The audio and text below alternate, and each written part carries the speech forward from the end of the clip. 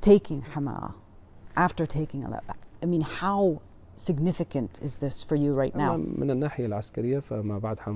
From a military perspective, what comes after Hama will not be the same as what came before. However, I prefer not to be overly optimistic during the battle. I like to remain cautious and vigilant to avoid complacency and ensure we don't suffer losses while believing we are safe. What comes after this? What's after Hama? The course of the battle, as for the secrets of the battle, let's leave them to the unfolding events. You will witness them in reality, which is better than discussing them now. In a matter of days, you have taken major cities. What's changed? How are you able to do this now? In recent years, there has been a unification of internal opinions and the establishment of institutional structures within the liberated areas of Syria. This institutionalization included the restructuring within military factions. They entered unified training camps and developed a sense of discipline. This discipline allowed them, with God's guidance, to engage in a battle in an organized manner. The progress and execution of plans have been swift, with clear communication and adherence to commands. They stop where they should stop and withdraw where they should withdraw. The revolution has transitioned from chaos and randomness to a state of order, both in civil and institutional matters and in military operations alike. Some believe this is happening because the allies of the Assad regime, the Russians, Hezbollah, Iran, that they're weakened, they're preoccupied with other wars. And this is why we are seeing this happen right now. And the Syrian regime itself weakened. Is this what is happening right now? Is this why you chose to launch this offensive right now? As you know, we are still in the midst of the battle, and discussing such details at this time is not wise. But you faced more of a resistance in Hama than you did in Aleppo. What do you think happened? Why did the regime withdraw like it did? The seeds of the regime's defeat have always been within it. It has been effectively dead since that time. However, the Iranians attempted to revive the regime, buying it time, and later the Russians also tried to prop it up. But the truth remains, this regime is dead. In the last year, it seemed like Bashar al-Assad survived the war. He was welcomed back into the Arab fold and on the world stage. The Arab countries' evaluation of the situation was mistaken. Some Arab countries try to separate the regime from Iran's project. This is impossible. Even if the regime wanted this, it can't implement it. It's a subservient relationship. Iran can disengage from the regime, but the regime can't. To describe the regime as victorious is deeply unjust to the many children, people, women subjected to rape in prisons, displaced individuals scattered across the world, those drowning in the seas, and those living in tents on the borders of other countries. What kind of victory are we talking about? In the past, you have talked about strict Islamic rule. Is that still the plan?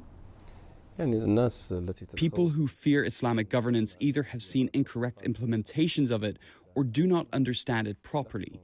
We are talking about something that aligns with the traditions and nature of the region. The most important thing is to build institutions.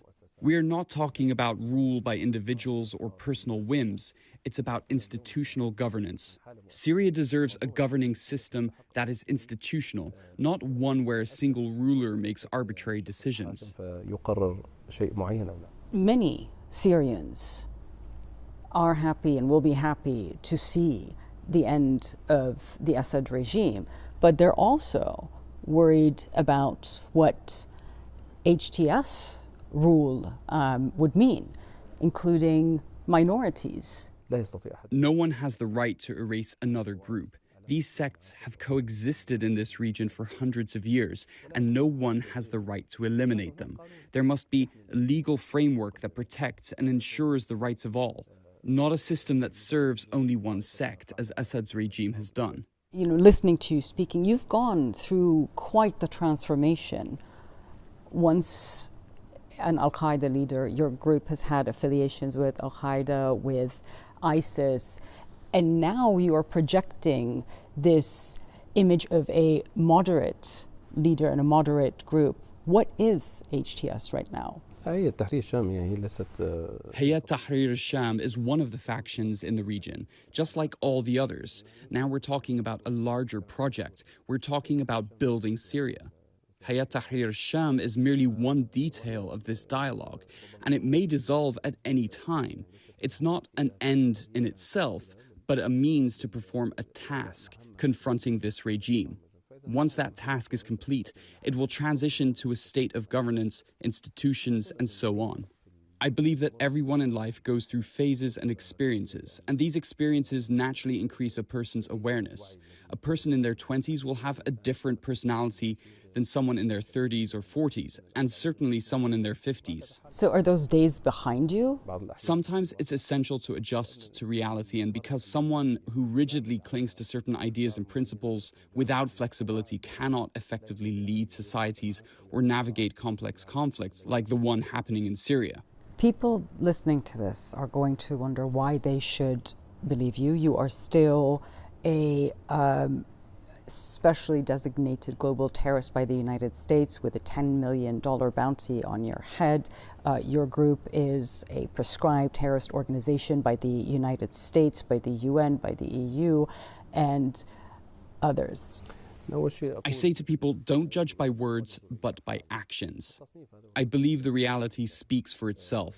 These classifications are primarily political and at the same time wrong. I define a terrorist as someone who intentionally kills civilians, harms innocents, or displaces people. If we're being honest, many of the wars waged by major powers in Arab, Muslim, and even non-Muslim countries have involved the deliberate killing of thousands, the destruction of homes, and the displacement of millions. Even the regime itself is guilty of such actions. But the US and others would say is that you were parts of groups that did exactly that. Personally, I have not done these things. The situation must be understood in its historical context. There was a massive war in Iraq that deeply stirred people's emotions, prompting many to go there. The circumstances of that war led people to various places, and my path led me to one of those locations. Given my level of awareness and my young age at the time, my actions evolved to where I am today. I didn't go to Iraq with those intentions. I went to defend the Iraqi people. When I returned to Syria, I didn't want to bring what happened in Iraq into Syria. That's why there were disagreements between us and ISIS. People would be wondering why you've agreed to speak with us. What is happening in Syria is significant for the entire world. This event has positive repercussions globally because under the regime's rule, Syria became a source of concern and trouble for everyone. Stabilizing Syria will bring many people back. Today, in the liberated areas, about 1/3 of the population lives in camps, approximately 1.5 million people. I believe we can soon reach a point where there are no camps. With the rehabilitation of the liberated areas, people will return to their homes. Many refugees in Turkey will likely return, as will a significant number of refugees in Lebanon and Jordan. Even refugees in Europe may return to rebuild their country.